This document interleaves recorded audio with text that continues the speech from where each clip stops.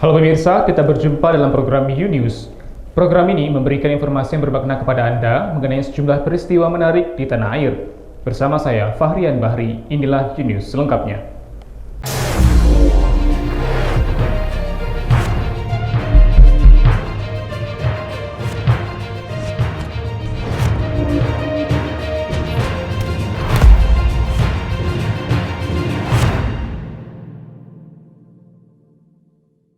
Saudara, kebutuhan peti jenazah untuk pasien COVID-19 yang meninggal dunia semakin meningkat. Pesanan peti jenazah untuk pasien COVID-19 yang meninggal dunia semakin meningkat. Perajin peti jenazah di Dusun Pagutan, Desa Kalisalak, Kecamatan Limpung Batang, Jawa Tengah mengaku permintaan pesanan peti jenazah selama pandemi COVID-19 sangat tinggi. Perajin peti kewalahan memenuhi pesanan, mengingat waktu pengerjaan menjadi mepet dikejar waktu pengiriman. Dalam sepekan, sedikitnya 10 peti jenazah dibuat dan dikirim ke rumah sakit di wilayah Pantura, seperti Semarang, Kota Pekalongan, Kabupaten Pekalongan, dan Kabupaten Batang. Peti jenazah tanpa aksesoris dan perlengkapan tambahan dijual mencapai 1,2 juta rupiah.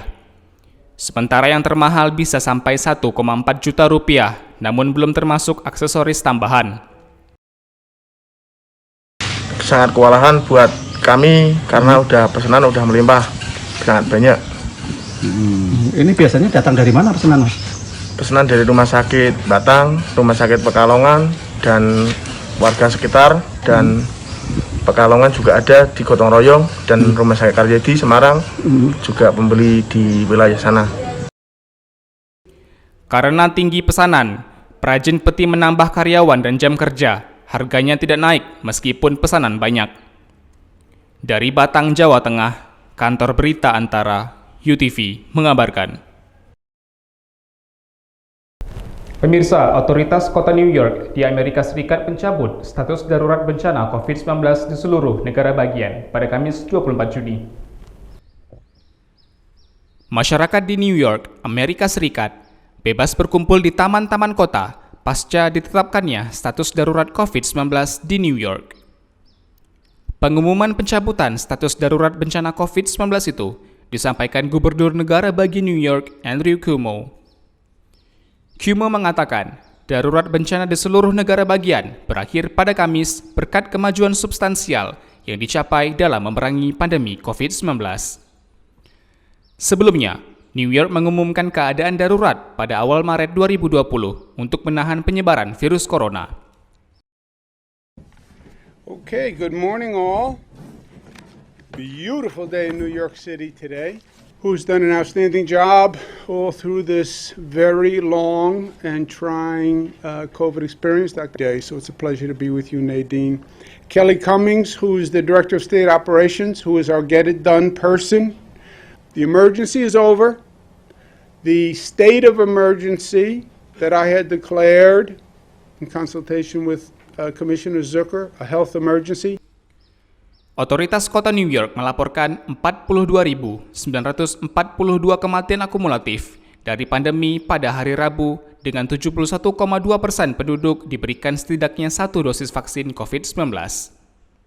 Kantor Berita Antara, UTV, mengabarkan. Pemirsa, beragam cara aksi kriminalitas memanfaatkan jejaring sosial untuk meraih keuntungan. Salah satunya adalah aksi tipu-tipu Telegram berhadiah yang menyasar pengguna akun satu ini. Jadi pemirsa, Anda perlu tetap waspada dan lebih jeli untuk bertransaksi via elektronik. Apalagi ajakan untuk mendapatkan hadiah dari pelaku sangat menggiurkan. Berikut rekaman hasil wawancara redaksi UTV dengan salah satu pelaku tipu-tipu Telegram berhadiah. Halo. Ya, halo.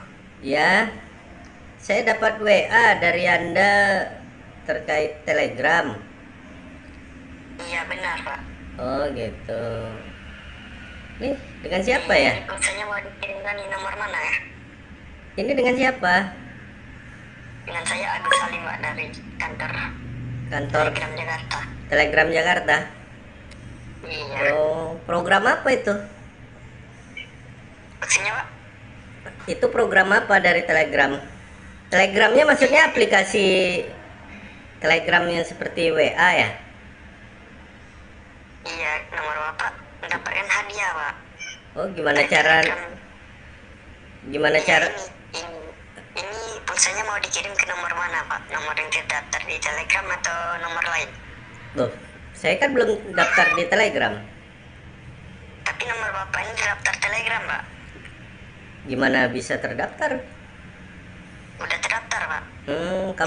Kamu cek di Telegram, ada nomor saya. Iya, ini kan di data Telegram ini nomor bapak ini sudah terdaftar. Gak Oh. mungkin enggak. Oh gitu. Ya nggak mungkin salah. Gitu. Ini nomor kamu ini nomor Telegram atau nomor pribadi? Ini nomor pribadi saya.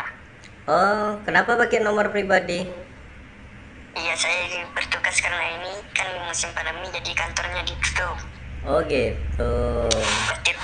Ya mau diterima nggak hadiahnya pak? Enggak, saya mau nanya. Nggak apa-apa. Mau nanya-nanya dulu, ada berapa orang yang dapat hadiah yang sama kayak saya? Gimana? Ada berapa orang yang dapat hadiah sama seperti saya? Udah banyak pak. Banyak ya? Ini Pro- ratusan udah. Sejak tahun berapa? Pakai video kita ya? Maksudnya pak? Pakai video call, saya mau nengok kantornya.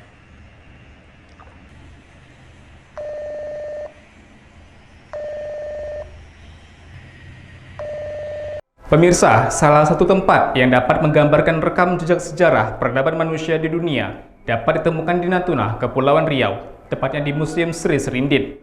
Museum ini berada di Jalan Tok Ilok, Kelurahan Ranai Barat, Kecamatan Bunguran Timur. Berikut liputannya.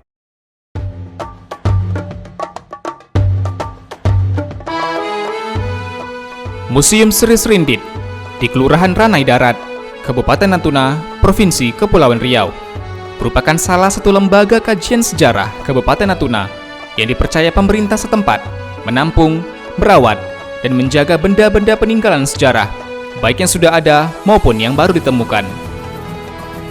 Museum ini dikelola oleh Zaharudin, 49 tahun. Ia menempatkan hidupnya untuk mengumpulkan, menjaga benda-benda peninggalan sejarah dari generasi ke generasi. Abad ke abad lamanya, dunia menyinggahi Natuna. Berdasarkan hasil perhitungan Pusat Penelitian Arkeologi Nasional Kemendikbud RI pada tahun 2016, Museum Sri Serindit menyimpan 10.000 lebih benda peninggalan sejarah.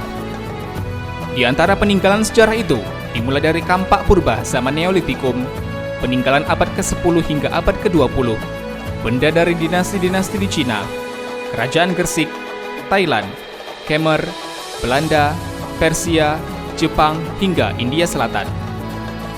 Kalau untuk Museum Sri Serindit Natuna ini komplitnya dari mulai Austronesia, masuknya manusia prasejarah ke sini, yaitu dibuktikan oleh ditemukan kampak-kampak Neolitikum, Megalitikum gitu, kemudian peninggalan perdagangan di abad ke-9, 10, 11, 12, 13, 14 sampai abad 20. Itu berupa keramik dinasti Pipe dinasti Sung, Sung Utara, Sung Selatan, kemudian Yuan, Ming, Qing, kemudian Gersik sendiri. Indonesia juga punya keramik ditemukan di Natuna, kemudian dari Thailand, dari Khmer, kemudian dari Belanda juga ada, Eropa, kemudian Persia, kemudian India Selatan, Jepang juga Vietnam ya. Jadi komplit. Jadi itu membuktikan bahwa Natuna itu dulu menjadi sebuah pusat perdagangan, dan hasil penelitian daripada Pusat Arkeologi Nasional itu bahwa Natuna ini pelabuhan Sriwijaya di abad ke-9, 10, 11, 12, 13, 14. Keinginan Zaharudin menyimpan benda-benda peninggalan sejarah ini ternyata sudah diawali sejak kelas 1 SMP tahun 1980. Saat itu, ia banyak menjumpai barang-barang bekas peninggalan kuno di sebidang tanah peninggalan orang tuanya. Sejak dahulu, mencari barang antik peninggalan sejarah juga sudah ditekuni penduduk Natuna. Bahkan kegiatan itu dijadikan sebagai sumber mata pencaharian penduduk setempat. Tertarik untuk membangun museum ini diawali pada tahun 1980-an. Ya, udah lama itu saya ketika itu kelas 1 SMP, 85 itu tahun 85 saya kelas 1 SMP. Natuna ini lagi belum ada apa-apa kampung Mas ya. Banyak dijumpai barang-barang seperti ini keramik dan saya juga banyak jumpai. Dan ketika itu memang kondisi ekonomi sangat sulit di sini. Jadi masyarakat itu salah satunya itulah bisnis mereka untuk kehidupan, nyari beradu nasib lah terhadap itu kan pencarian keramik-keramik. Jadi pada tahun 85 itu pasnya hari Jumat saya menemukan satu onggok yang mungkin seluas ini barangnya. Itu dari jam 12 siang sampai jam 6 sore tidak selesai mengutnya. Nah, ketika itulah saya berpikir ingin bangun museum, ingin punya museum. Seiring perkembangan waktu, Museum Sri Serindit yang kini telah menjadi perhatian dunia juga terus dipenuhi barang-barang antik peninggalan sejarah dari masa ke masa. Bahkan hingga saat ini, penduduk Natuna masih terus mengumpulkan benda-benda antik tersebut. Dari Natuna, Aji Anugraha, UTV mengabarkan.